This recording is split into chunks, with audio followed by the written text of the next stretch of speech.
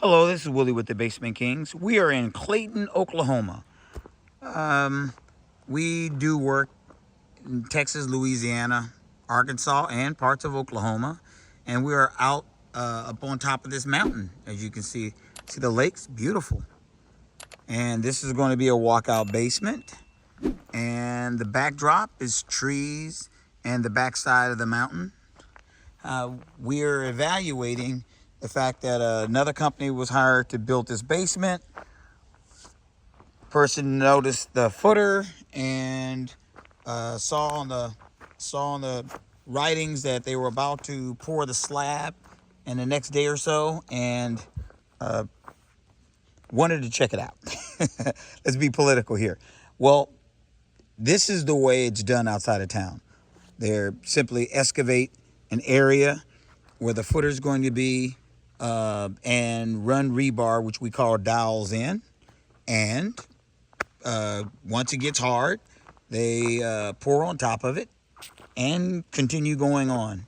Well, the problem is when you pour the footer like this, and then you pour a slab on top, the number one leak point in a walkout basement or built into the side of a hill like this with heavy clay, hydrostatic pressures up, it's going to have a cold joint. And right where the footer is going into where the floor and the wall meet, which we call the cove, is the number one leak point with this type of design with no water stop. And this type of design, a lot of times this far out, they tend to want to save a little money on the wood forms, which they're going to do. I have looked and noticed that they don't have many forms. So that means what they're going to do is they're going to pour the footer like they just did. And then they're going to pour the slab, and then they're going to put the walls down on top of the slab. None of it has any water stop.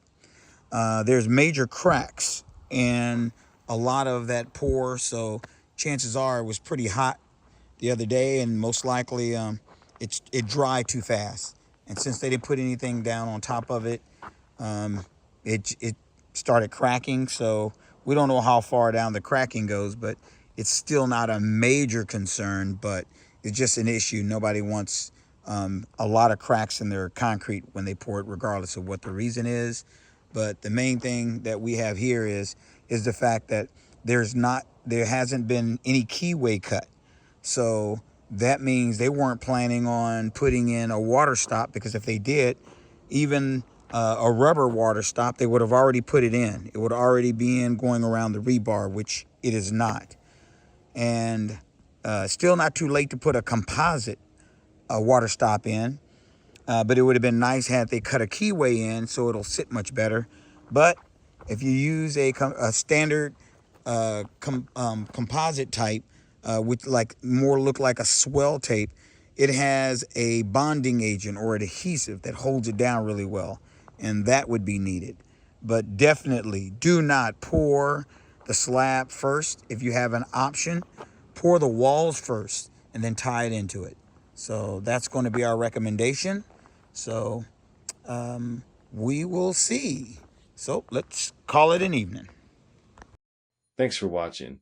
If you like our videos, then please subscribe or like our channels and visit us at thebasementkings.net. Thank you and have an excellent day.